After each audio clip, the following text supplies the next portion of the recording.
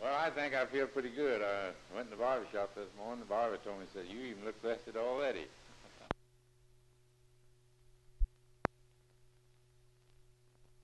Well, I don't think, Virgil, that you ought to call any of them my particular accomplishments. I was just on the team that worked these things out. And we've had to spend a lot of money because Oklahoma City needed a lot of money. Since I've been mayor, we spent $68 million for improvement. And when I was on the council, we spent some ahead of that. That's $68 million is more money than has ever been spent in the whole history of Oklahoma City before that.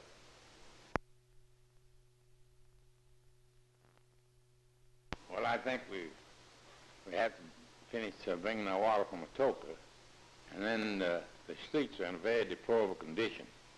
They need a great deal of work on them. And then our garbage situation is something that should be carried on and improved and built up. And then our financing. We've never been able to complete our finance picture and have finance enough to operate our city. We live on a hope budget. We hope that we'll get enough money in every year to carry. And about 80% of our budget goes for employee salaries. There's about 2,300 employees. So those are some of the problems. We must finance this city like it should be financed. What do you plan to do now in retirement? Well, I'm not going to retire. I'm just going back up with my son at Sleeping Drapers and ask him to give me a full-time job instead of a half-time job that I had in the past. Sure, I'll miss it. I'll miss it just like the flowers miss the rain. Anyone would miss it.